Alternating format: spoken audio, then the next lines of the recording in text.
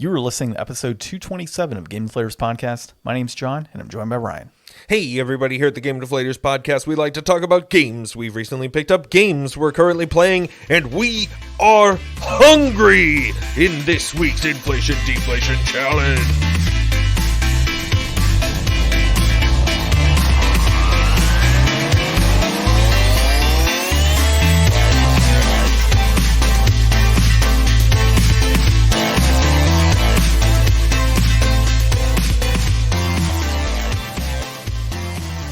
Not sure people are going to get what we're talking about here, but we played a little bit of Carrion. Carrion, right? Yes. That's how we would say it. For this week's Inflation Deflation Challenge. I was going to buy this game a while back when it was like $20 and went back up to $30. I was like, I'll wait till it goes on sale again. And then Church, Game Grinder, actually just beat this game. And I remembered when I saw that, I was like, oh shit, like I have to go buy it. So picked it up. It was $20. And so we'll talk about that a little later in the episode. But first, you can find the Game Deflators Podcast on your favorite podcast application, the one you're listening to now, as well as others, and you can leave us a 5-star review. You can also find us on social media at The Game Deflators on Instagram and Facebook, at Game Deflators on Twitter. You can also find us on thegamedeflators.com, our out-of-date website. Anything I missed, Ryan? I think that's it. No, I think that's everything. That's it. All right. So let's go ahead and get started with our recent pickups and what we're currently playing. I picked up Carrion this week. So that actually was a recent pickup for this week, and we played it for this episode, which is nice. We as in just John, I pre-ordered the new Fatal Frame Lunar Eclipse one. I forget the full name. And a Maiden of the Black Water. It's back in stock in a couple weeks from Play Asia. So I just bought both of those. And it came with like 103, I think, after shipping, which isn't bad. I mean, I'm not going to get, a physical release with like the ESRB and all that good stuff anyway. So I said, screw it. Let's get a hard copy of this game. It's PS5 upgradable from the PS4 version. So I did have the choice between a cheaper version of the Switch or go with the PS4 version. Obviously, PS4 version in that case. So we'll see how that one is, and if it's something that we want to, try out in the near future. As far as currently playing, I played a little bit. I was actually in Washington, D.C. for a few days, and then I got back and was completely wiped, but I decided to play some Cardia. And, dude, story has definitely picked up in the few chapters that I played. I hate to spoil it, but I mean, who out there is going to play this, right? Yeah, nobody. Very few. So you have this like king that at some point is believed to have been dead, right? And basically it turns out that he's not. He's alive, and he's actually leading the rebel army, and the rebel army is trying to gather Cardia to be able to do like this forbidden Cardia. Well, turns out he's behind it because he's trying to revive his wife. And so his daughter, who is Lacrima, turns out that she didn't know the whole time. So she finds out, she goes to see her dad, confront him, and she's like, I would never do this. I don't know why you're trying to revive her. Like, she's with God and all this other stuff. And, using forbidden Cardia is just against the law. Like, you shouldn't do it. And he's like, even though your mom sacrificed herself so you would be alive by using forbidden Cardia. And she's like, well, she was, she's a heathen then, like this daughter is like, no way, like I'm not breaking the law 100%. And so she's kind of like locked in prison right now. And he's trying to move forward with his plan to revive his wife. And not even necessarily revive, like there's no flesh, there's nothing, like straight up bring her back from nothingness using this forbidden Cardia. So it's called like the life Cardia, I think, at this point in the game. Or technically it's called Eden. And like this huge plot twist that just kind of boom out of nowhere. So that was kind of cool. So what I'm excited about, though, is two of the characters I've been playing with are like part of the rebel army, I guess, technically. And you don't really know this, and they give you hints. So one of them is the other player you can play as, Toxa. So I'm really interested to see like how this game ends with the Lacrima story, and then being able to see like the rebel army side of it, and how, whatever that relationship is on the back end that you don't know about and you only get glimpses of. So it's going to be pretty cool to dig through that. But again, battle still sucks in this game. It's so difficult. But I'm getting a little better at it. I told you last time you could you can see actively how much damage you're dealing to people, and it gives you a general idea on like how, like strategically, how you want to go about stuff. So that's been what I've been doing recently, and battles have picked up. They've been a little quicker because of that, but still very like sluggish overall. So that's where we're at with that game. I didn't play anything else actually other than that. Oh, and I sorted. I guess we'll talk about. I sorted all the games upstairs. So all of the Super Nintendo and Nintendo games I got from that big collection a while back. A bunch of the Xbox games I picked up not too long ago. From that guy that I got the N64 games and such from as well, along with some GameCube games, including Pikmin. Those have all been shelved up, and now I'm in the process of like rotating things, on the shelf and just kind of making everything 100% flush and fitting. And then I'm probably going to slow my roll on what I pick up, just because I'm out of space again, and I don't know where else I would put it at this point. So that's where we are with the game collection right now. Yeah. Quite I don't think it's going to stop you from picking up things. No, probably not. But I'll probably be a little more selective. I might, probably lean more into like flipping stuff to be able to get like higher end games that I've wanted for a long time that I'm just not going to find in the wild very easily. That's probably the route I'll end up going. And it's kind of a route I've been going for a few years. Like I've been trying to be super selective. But then again, you come across some of these lots where you get really unique and cool games. You've gotten some sick lots. Yeah, I mean, and dude, there's a lot of games in there. You're like, oh, cool. Like that actually might be fun to play one day. And yeah, so it's just how it ends up with those lot collections, I guess. And we'll see. But I'll be pretty selective moving forward, most likely. So this week, I almost picked up Shovel Knight Treasure Trove on the 3DS eShop sale. But it's on the Switch too, physical. Yeah, but I don't really have a lot of reasons to play my 3DS anymore, and I thought this would be a cool thing to get because that's like where it originally came out on, and It's got everything in it. It's like $450, but you need an eShop card to put money on it. So I need to go to the store and buy one in order to buy it on there before it closes. And that's assuming they're still selling eShop cards right now. Yeah, so I was just like... Well, they would be because of the Switch. Yeah, so they wouldn't just go away. So never mind, take that back. So, or, they might have limits on when the window was that you could actually add funds. I don't know. People have been saying that things are on sale, so I assume that you can buy them still. So I might check that out. Who knows? But that one barrier to entry stopped me. If my credit card was allowed to go through, it would have gone through. And then I picked up Pikmin and a GameCube controller from my dear friend John so that I can get restarted on my new games resolution. And like a smart boy, I asked for a memory card to go with as well. And he looked in every drawer, and eventually he was like, you know what? I know where there's one. To the Animal Crossing case. Dude, that's like my...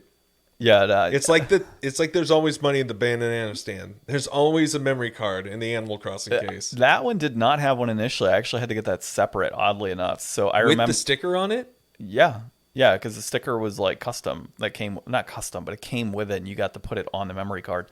So I remember that pickup. That was at the Waterfront Missionary in Pensacola, Florida. I was out there, and I picked that game up, and it didn't have the special memory card. And I remember going to a game shop and they had the special memory card. I'm like, you sons of bitches. Like you bought it out of there. Like that's all it was. You just bought that. So I went ahead and picked that up for like $5 back then. So I think I spent in total like maybe $10 on that game for everything.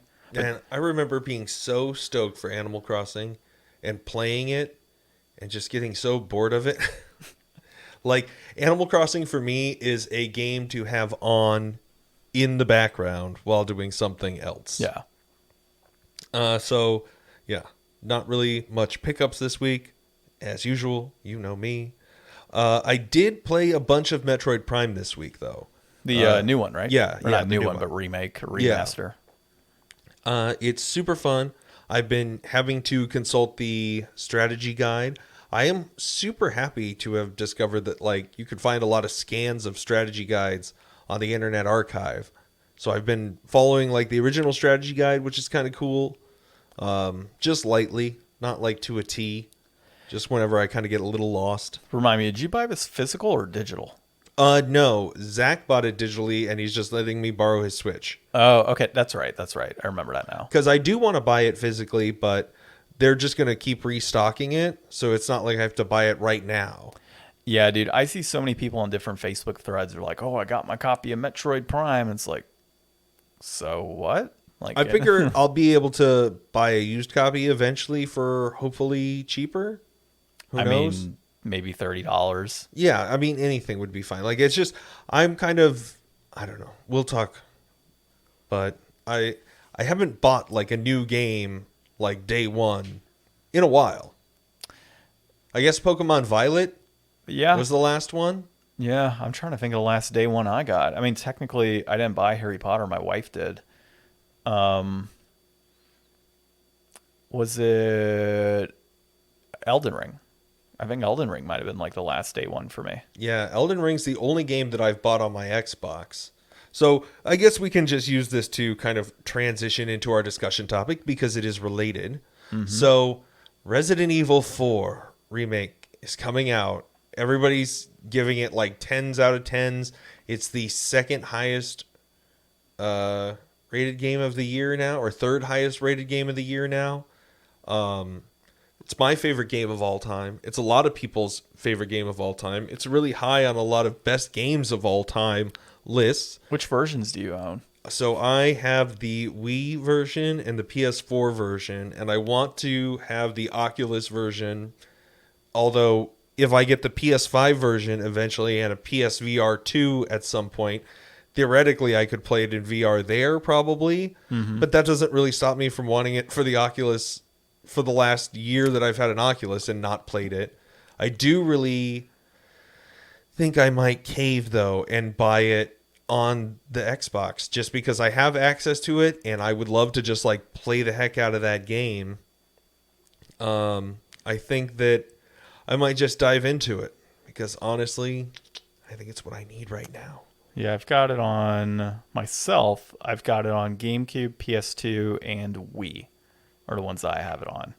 But I mean, that's just because, again, collections, you come across them, right? And that's just how you get it. Well, it's the best game of all time. Like, I would love to have it on Switch also as a portable version. That would be sick. I don't think I've done that with any. Well, you know, I really can't do that with my favorite game because it's only come out twice, and that's it. So Chrono Cross. So it's on the PlayStation 1, and the Radical Dreamers edition just came out this past year. And apparently that's plagued with issues, like frame rate issues and such. Wait, I thought there was... wasn't there another version of that? Didn't it come out on, like, DS or something? Or Chrono Cross? Yeah. No, Chrono Trigger did. Oh, Chrono Trigger. Chrono Trigger came out on Super Nintendo. It came out on the DS, and then confused. It came out on PlayStation as well. I've never played either, so I can never remember which one is which one. Yeah, I mean, I've played them both. I mean, I like both of them. Chrono Cross is definitely my preferred, which is probably going to get us canceled now. But yeah, I mean, it's just, I prefer you know what it was? The soundtrack. The soundtrack really got me with that game compared to some of the other RPGs I've played. So yeah, I mean, that's just always been my favorite game, and unfortunately, it's only been released now twice. Yeah. And it's really more so just a remaster, which kind of sucks. I'd love a full-blown remake of both Trigger and Cross. Yeah. And Radical Dreamers, but that's more of like a story narrative type deal. Yeah. So, discussion topic. Resident Evil 4 Remake is now got a 93 on Metacritic. It's right behind The Witcher 3 Wild Hunt Complete Edition with a 94, and at the top, Metroid Prime Remastered at a 95. And then Tetris Effect Connected on PS5, more Resident Evil for other versions, and then Persona 4 Gold, and then Dead Space, and then finally down at number 9, Hi-Fi Rush. So, like, the top 8 games are all re-releases, remasters, or some kind of... remake. Yeah, repackaging something of an old game. So, like, it's not like this is a new phenomenon, but with the quality that they're getting and the recognition that they're getting and the fact that, like, some of these are very new entities, some of them really aren't, but, like, there should probably be more recognition and differentiation in like categories for like, awards and stuff, probably to pump these up, to show like, hey, like this is like a game of the year potentially, even though this is like an old game. Maybe that should be separate from like what the newest actual new game of the year is. Yeah, I would agree with you on that. 'Cause, I mean, it's not like you're taking this brand new concept, this brand new IP, and creating some, great piece of story or great piece of gameplay, right? You're taking something that already exists and you're just either remastering or you're remaking it from the ground up. And I get it, right? The development that needs to come through that to actually make it happen. And I can appreciate that. But I'm right there with you in there are other games that truly deserve, that type of limelight. And it does need to kind of be, separated, in my opinion, as well. I would like there to just be, best remake or best remaster. Given, where the landscape is with these titles and how we're getting more and more of them, it only makes sense if you're going to have 4 or 5 like remasters, remakes a year, that you have a category for it. Because in the grand scheme of things, you only need 4 or 5 games to make up, nominees for that type of award anyway. So if you're going to have 4 plus, have an award separate for it, to your point. And then Game of the Year, I'm not sure. It can go either way on that, right? Because I guess I would exclude them from Game of the Year. I mean, like... I would. So, like, Elden Ring, I think I was reading on an article, got like a 96 or something last year. Yeah. So Metroid's like 1 point under that. So like, what do you think's going to come out this year to be brand new that's going to be higher than that? Like, I guess Tears of the Kingdom? Starfield? Tears of the Kingdom, Starfield is one. Technically, you could throw in Harry Potter in that mix. Harry Potter's already lower. Yeah, but I mean, ratings don't necessarily matter. Well, no, I'm talking about like what's going to come out that's going to get a higher like score. Rating. I mean, even Starfield, I kind of question because it is Bethesda. Yeah, I don't know if it's going to, but like Tears of the Kingdom would be, I think, the only game that can truly like possibly take that down, and probably will, to be honest, unless there's some weird issues with it. You think it's going to be 100? No, I'm gonna say 97. 97? That's my guess. 97. I guess it depends on how fast the weapons break this time. Yeah, there you go. I still need to play it, man. You still never played the first one? No, dude. I never finished the first one. I still need to play Breath of the Wild. It's so bad. I mean, I beat Ocarina of Time last year, so I got that going for me. Breath of the Wild's great, man. And the thing is, it's like very like go at your own kind of pace thing. Yeah, I get it, and it's a game that's on my list. I still need to buy it. Actually, it's still on my list. But there's I would lend it to you if you wanted to borrow it. I'll end up buying it. It's one of those things that I have so many RPGs I want to play. Yeah. It's like so low on the totem pole. Like, I get that it's a good game, but there's so many RPGs I own. Mm. Like, if I had to choose right now, somebody said, hey, you could play Thousand Arms on the PlayStation 1, which is like that romance simulator RPG type deal, or you could play Breath of the Wild, I would choose Thousand Arms. Like, if I had to play one of those two, Thousand Arms, absolutely, all day, every day. And it only makes sense because it's a backlog, right? Like, just go through these old-ass RPGs on PS1 and play them through. Like, honestly, my New Games resolution next year is probably going to be an RPG on PS1. Yeah. Or some other console that's older. God, don't even talk about next year yet. Still got to do this year. Yeah, we still got to beat this year for sure. Dude, this is the longest I think I've taken in a while to get, like, a game beat. But how much longer do you have? I just hit like chapter 15 or something for the first person, and then I got to dive in on the second person. I'm really hoping that like it carries over stats somehow, but I'm very doubtful that it does. So do you want to race? I mean, You want to race? Shit, you'd probably still beat me. I know, my game's only 8 hours. It is? I don't know, man. At your pace, I might actually win. Yeah, my game is supposed to be like 20 hours or something. And I've probably taken about that much time. I don't know. But it's just different now that I have a baby and stuff. It's just hard to like, if I start gaming at 8:30, realistically, I have to finish gaming at like 10:15. Yeah. And then at that point, I'm so wiped. Like the last few days, I think my trip and everything kind of got me. Yeah. And I was also sick too for like 2 weeks, or like a week and a half. But yeah, dude, like I've been falling asleep while feeding him at 10:30. Like it's kind of, I don't want to say rough, but it's like, I want to do stuff on my own, right? Yeah. And it's just so hard when you have a kid at that point. So I've been doing as much gaming as I can, and I'm getting about an hour and a half, 2 hours a night right now, only because I've been falling asleep so early. But when I get to a point where maybe I'm not as tired, which I don't know when that's going to happen, I might be able to start gaming again till 11 o'clock, midnight type of time frame. Yeah. So well, we'll see. You're not the only person who's tired out there, John. Do you know who's a really tired man? My boy, Gerard. Yeah. Dragon Rider Khalil, the Completionist. Yeah, well, he completionists the whole flippin' 3DS and Wii U collection, that's for sure. So, if you didn't see this yet, I don't know if you had seen it before I shared it with you. Yeah, I've been following the Completionist I figured. forever. I watched all his stuff day one. I watched the podcast that they put out before his video came out where he was talking about it. So basically, Friends per second, watch it. Gerard, in the name of preservation, went ahead and purchased with $22,000 worth of eShop cards, hard drives, and SD cards in a painstaking process. The entire, I'm going to say entire. The entire that he was able to do. Able to do, yes. Because some games actually were removed from the eShops at different time frames. So pretty much got every single 3DS game from the eShop and every single Wii U game from the eShop as well. And is going to start playing them, I guess, over time and starting to complete them and show us all the quirky games that we may have missed out on.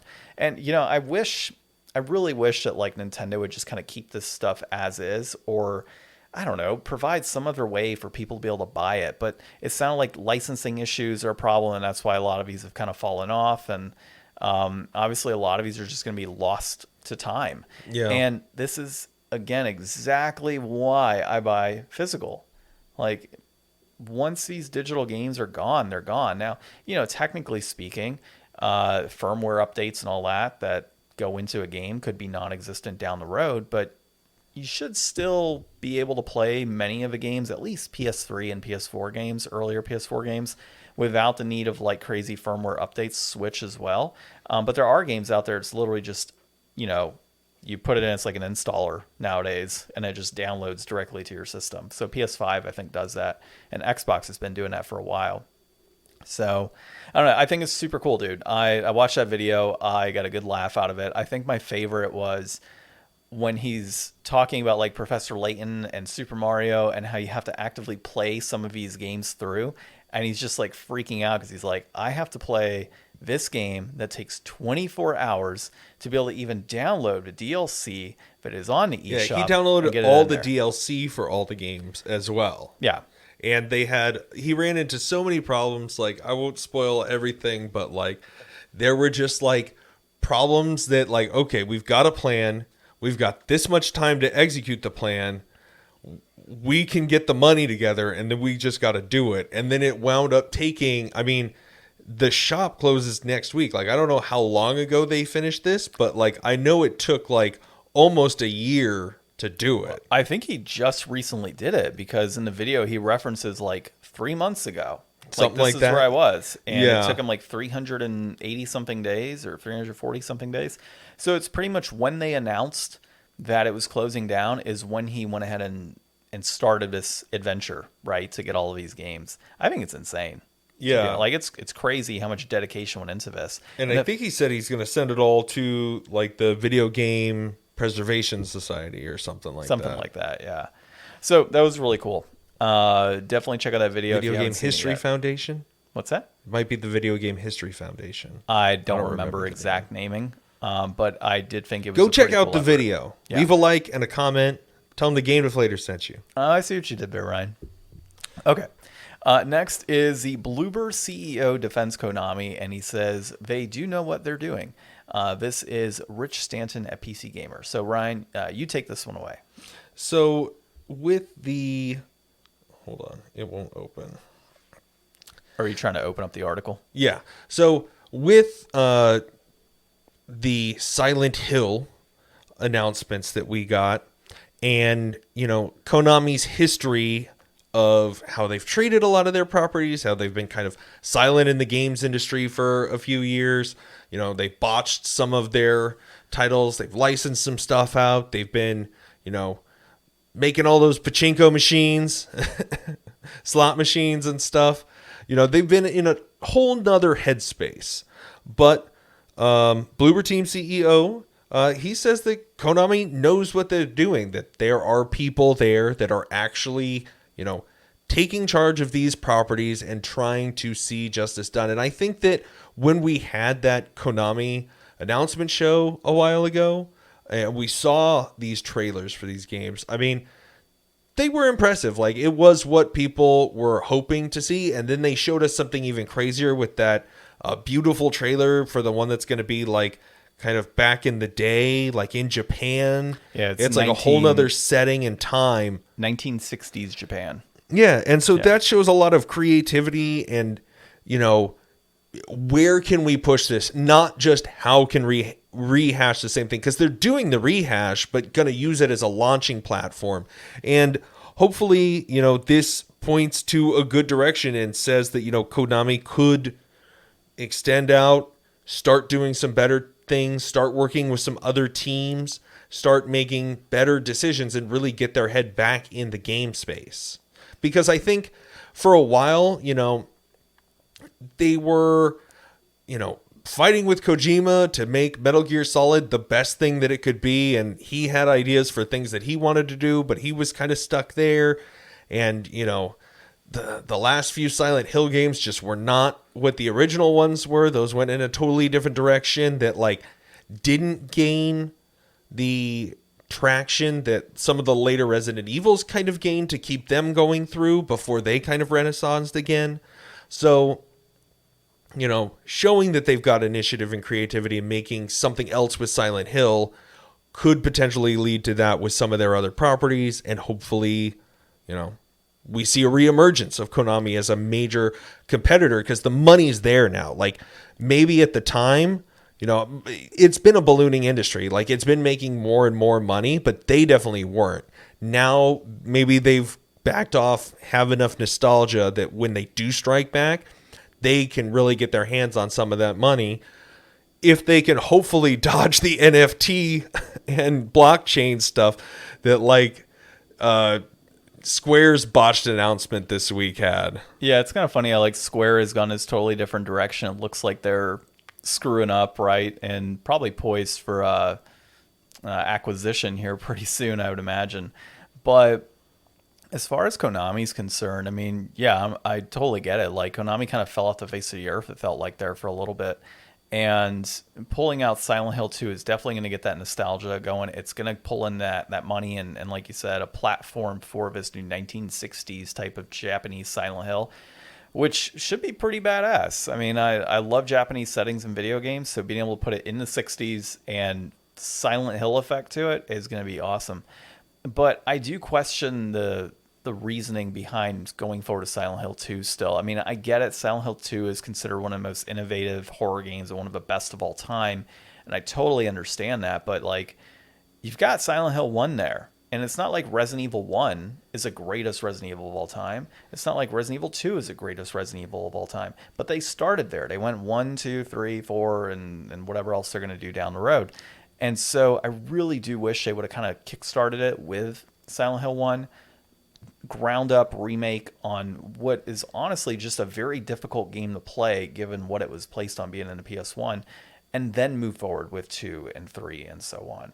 Yeah, I mean, I think that, he says in the article, he talks about, how they're trying to make these games have more of an impact through the choices and really make you feel through these characters. And I think that the story of 2 is maybe just a little deeper to where they can really draw out some of those things. There was just more meat on the bone to work with there for them, I guess. And, who knows what could happen. If this does really well, maybe this was just the one that they thought would be the most, easy to sell to the public as this one's the most revered. So maybe that'll get everybody in enough that they can do a crazy remake of the first one that goes in a different direction, and then they don't have to remake 2 to follow those different decisions because they already did it. And then they can kind of just spin the franchise off from there because, like, I don't know much about 3. I know people talk about The Room. I don't know which one that is in the numbers. So, like, eventually, if they want to kind of correct the mistakes by not having to remake every game, they could do, Silent Hill 1 remake, and it goes in like a Final Fantasy VII remake direction. Maybe. Where it's just totally a different story at that point. Yeah, maybe. I still think, like, if they would have started with 1, that would have still provided enough hype for, like, a number 2, right? And more so than what we're getting now. So knowing that, like, okay, cool, they're remaking 1, and this audience like, oh crap, they're remaking Final Fantasy, Silent Hill 1.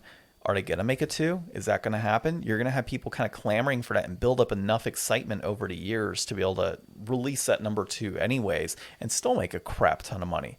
I think they're gonna make money regardless, but selfishly, I really wish they would have started with 1 so I could replay 1 and not have to worry about the poor graphics and controls compared to what it would be in modern day. Yeah. So, all right. Next thing here is Starfield exclusivity is why Sony doesn't trust Microsoft's promises. And this is Michael Beckwith at Metro Co. UK. And so general idea here is that when Bethesda was acquired, Microsoft pretty much right out the gate was like, yeah, we're going to... more games and more consoles is better. There's some exclusives that we'll have they through... said Xbox first or best, but not exclusive. Yeah. So, like, and I recall there being an instance of, like, some games will remain on Xbox, but not necessarily all. Case by case basis. Yes. All those nice corporate buzzwords you love to hear. And, like, they straight up told, like, the EU Commission, like, certain things. And now looking at that acquisition down the road... and likely, I'm sure Sony during that acquisition was told, oh, well, Starfield will come out on the PlayStation and Elder Scrolls will come out on PlayStation and, like, you'll get all these games. It'll be like, just as it normally was. And then right after everything goes through, Phil Spencer comes out. He's like, we're going to have some great exclusives from this Bethesda acquisition. So I totally get the mindset here. Like, people are making Sony out to be like this, this dick of a company, which, I mean, I'm sure they are. And I'm sure Microsoft is too. But like this big dick of a company for not wanting this acquisition of Activision to go through. But Sony, it seems like, has already been burned once. Microsoft is going out and it's, people will always say, well, Sony goes off and buys studios. Yeah, Sony's buying studios that have like 1 or 2 games, right? And they're doing it to increase the amount of developers and build their own IPs and so on. They're not off buying Activision, who has hundreds of IPs under their name that are now potentially exclusive to Microsoft. And the same thing with Bethesda with all of their titles that they have. I mean, honestly, I think the Bethesda acquisition is better than Activision in terms of what they're getting between Fallout, Elder Scrolls, now Starfield, and I think Doom, right, is also on there. So, so there's a number of great titles that Bethesda had under their wing that are going to be exclusive most likely moving forward. And will continue to do so unless for some reason they don't sell well and Microsoft has to open the floodgates to go to these other consoles.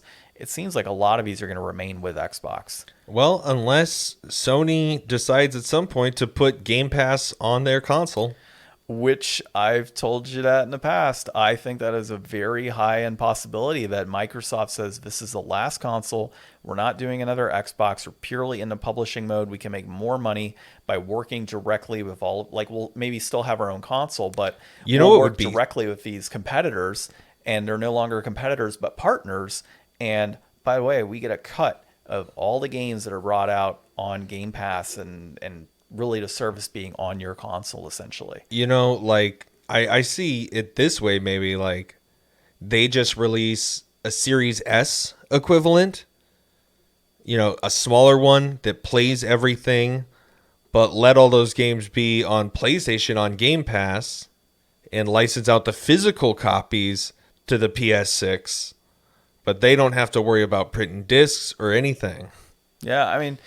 there's a lot of things that they can do by just having, if they go that route, if they go purely cloud gaming moving forward, or have some sort of small physical thing that attaches to your TV, kind of like a Steam box, right, to be able to play these games.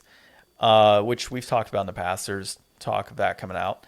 I think that's honestly the best route for Microsoft. If their console continues to have lackluster sales, what's the point in spending all of this money to have these consoles sell at a loss, to not even have third place in these console wars, despite the fact that you have all of these games? Well, they have third place. Well, yeah, third place. Sorry, yeah, because third place is last place in the console wars. Like, I mean, unless you include PC, I don't know where PC sits. PC would be number one technically. So, are there more PC players than? Oh, absolutely. PlayStation 4 owner players? Yeah, for sure, dude. Okay. Yeah, I mean, they play PC games, or I guess I was thinking like non-PC stuff, but yeah, you're right. Yeah, there's definitely more. Basically all the same nowadays. And mobile gaming too. So I mean, technically, mobile's number one. If you want to look at it in that yeah, mobile's number one for sure. So now they're in sixth place. They're in sixth place, fifth place technically. I don't know, dude. There's got to be like something else out there. The Steam Deck. The Soulja Boy consoles. That's right. Yeah. Soulja Boy consoles. Those are the best. So point being is that Microsoft is essentially in dead last in these console wars and in gaming in general. So if they're able to what you said earlier, put Game Pass on all of these different devices, competitors, their own devices, TVs, and so on, the amount of subscribers that they're going to get from that is going to be drastically more than if they have these consoles at a loss and try to keep them exclusive. So, I mean, with all of this that you're saying, I mean, this is all the more argument that it should happen. Yeah. I mean, basically, and that's the argument here is like, if they make all these things exclusive, is it going to be enough to drive them up to be a serious competitor at that point? Or are they still going to be in last? Like, are they going to spend all this money? And I mean, they'll start making a ton more money. Yeah. But if they don't move more consoles, how much does that really cash out? I mean, I'm thinking of all the King games. Like, they're going to make all the money off of those. But like, all the future stuff that they're going to make off of like Diablo 4 and they just had a preview for that people really like. But see, that's going to be on PC as well. It's all hypothetical. I mean, the idea here is like, okay, if say after this whole acquisition goes through, Microsoft starts moving consoles like crazy and they shoot up the ranks and they're number one selling console out of the big three consoles, they're going to start making things exclusively and it's going to stay exclusive, right? Because of that. And I think that's Sony's argument is if Microsoft gets to that point, they're just going to be an unstoppable force given the amount of games that they have, versus if it remains as is, Microsoft is still pushing out consoles. They're still getting games on those consoles. But I think it's a damned if you do, damned if you don't situation, right? Like they're either going to make them exclusive and succeed, or they're going to make them exclusive and still fail, but they'll still be exclusive either way. Potentially. Because that's what they're going to do. Or they make it multi-platform at that point to be able to bring in more money, but then how does that work long term? That's what PlayStation wants them to do. Yeah. Like, I don't know if we covered it, but like I did hear like that deal that came out. I think it was like a quote from him where he was like, "We don't want your 10-year deal. I just want to block your merger." Yeah. Like just blatantly in an email or something, I think, or an interview. Yeah, I think it's a fake one, but yeah, I totally get it. Like, we just want to block your merger. And I'm as many people say they're Team Microsoft, I'm Team Sony in this. And it's not like any, I would probably be a Sony fanboy, right? But I'm not against Xbox. Well, at the end of the day, we should all be anti-corporation. We really should. Like, we should want it to fail because people that make a lot of money want it to succeed, and that's usually bad for more people than it's good for more people. I still don't see how this is good for gamers unless Microsoft straight up says we're no longer making Xbox consoles or hardware. I mean, and we're going just straight publishing. It's potentially bringing Call of Duty to the Switch too, or whatever, to run like Pokemon. I mean, I don't know, man. It's going to be bad, I think. I think we said it Barry last week. I'm super excited just to see how poorly it runs on the Switch. Well, you know what one's great on the Switch? Today's Inflation Deflation Challenge. Carrion. Developed by Phobia Game Studio, published by Devolver Digital. I didn't realize that till after I bought it. I'm going to butcher his name. Sebastian Krosowitz, I think. I don't know. And then Christoph Kromke, I'm guessing. Chomke? I'm guessing. Chomsky. Yeah, my eyesight's bad, and it also is just a very long name that I can't pronounce. So, whole bunch of things slewed into one Apologies. issue there. Love your game. Yes, exactly. All right, so it was released July 3rd of 2020. It is a horror game, technically. Reception is on average about 7. It had like a range from 6 to 9, but it averaged like mid 7s for the most part. So like this was a sick game right off the bat. Like I heard about this game a long time ago. I really wanted to play it for a long time. I'm glad John has it now because I will definitely want to play this. It's not a very long game, but it is just right off the bat extreme and violent and aggressive in a cool way that you've never played in a game. So I have the plot here. So it's jeez, man, I'm going to mess that up already. An amorphous entity known only as the Monster is held in a containment unit within a research facility owned by a company called Relift Science. The creature breaks out and progresses through the facility in order to find an exit. As the organism progresses through the facility, it fights and devours its way through the facility's staff and security forces. Along the way, the creature discovers pieces of its genetic code removed by the scientists for study and containment, which allow it to evolve, allowing for greater size and more means of both defense and offense. And so we saw that with a couple different, we played probably about 5-6 chapters overall, right, out of like 12 or 13. And you kind of see that as you progress, where you got like the web thing that you could shoot out, and then your like sonar that you can kind of figure out where other pieces of your genetic code are throughout the story. So you are actively like evolving. You're Metroidvania-ing, yeah, in some instances. Yeah. So do you want to go over to gameplay? Yeah. So you are the coolest like tentacle blob thing monster, and you just traverse through these like Metroidvania kind of style. I mean, it's not all a connected world, but it's like side scrolling, but you just latch on to these tunnels with your tentacles and just zoom through. You reach out and grab people and yank them in to eat them.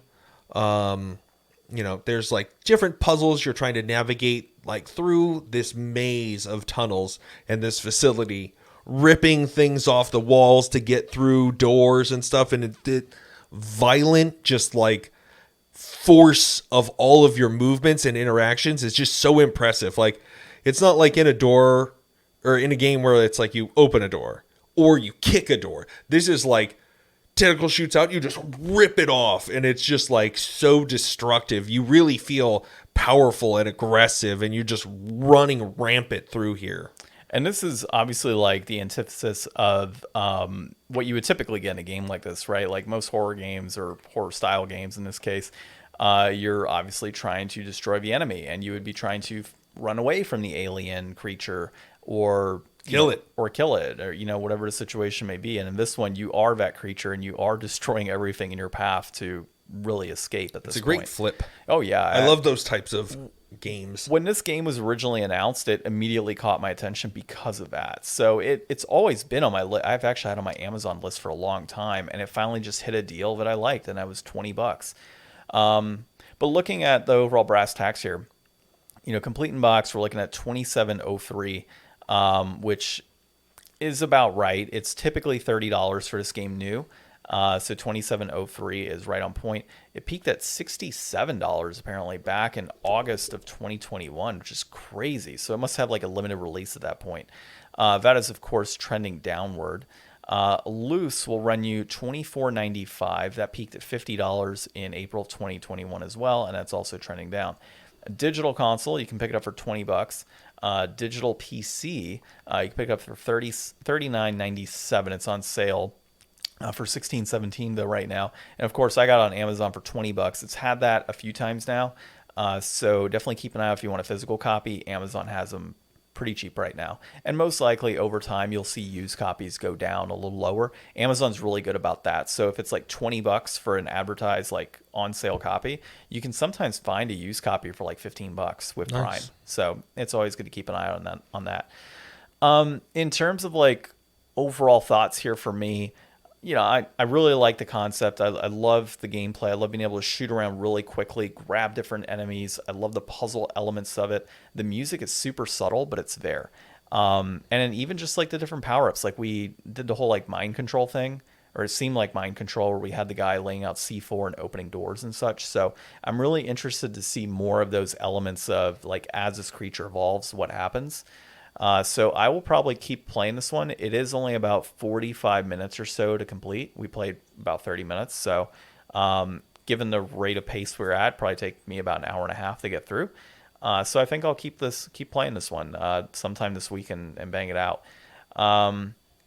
My rating at $20, I think it's worth it. I think that the price is just right. In fact, I would honestly say it's probably deflated at its current price point. Because it typically is $30. I do think it's worth that $30 that you'd get for this. It is on a shorter side, but it's a cool, fun game. I mean, developers put a lot of time into this, and I think it's worth their efforts to pay that full $30 if you get the chance. I want to see a speed run of this game because I think the Rushed was said 29. Yeah. And I really want to see a speed run of this game because I bet it would be so violent and crazy looking. No, absolutely. Like just being able to like sling things out just so quickly. And a game that you could normally do in 45 minutes. I bet they can get it crazy fast. Oh, for sure. Well, at 29 or so is probably speedrun quality. Yeah. I don't know. Some of these games, because of the puzzle elements and having to backtrack and stuff might make things a little more difficult. But the enemies and what we encountered weren't very hard at all. I mean, you died to one time, but I don't think you didn't notice a person on the ground shooting. I was trying to eat somebody and I kept getting shot. I didn't even see them. Yeah. Saw it too late. What's your thought in terms of... no, this is definitely a just right game. Sometimes it's hard to say on games this is an older game and it's, you can't just go buy it at the store or whatever. And, is it really worth this price? This is not a long game, but it looks great. It has a feeling that I don't think you're going to get from a lot of other games. And I think that really makes it unique and definitely justifiably worth, $20 on sale. Great. Cause it's normally 30. Boom. Get it. Yeah. Done deal. Absolutely. Cool. Well, let's put just right for this one then. Ta-da! Not sure what we're playing next week. We haven't really discussed that one. But we'll see. Maybe a Super Nintendo, PlayStation, or Nintendo game. It'd be pretty cool. You don't have a Sega, do you? A Mini? No, I wish. I want one. Okay. They're I don't know. Just not my first priority of thing to get, I guess. I've got one. I mean, I could probably just loan it to you. I would want to get one and hack it. Yeah, that's true. I tried to hack the Super Nintendo Classic and put Uniracers on there, and I couldn't get it to work. That's right, because you had to play it on PC. That is right. All right, well, we'll figure out what we play next week at a later point in time. But for now, this has been episode 227 of the Game Deflators Podcast. My name's John. I'm Ryan. And thanks for listening.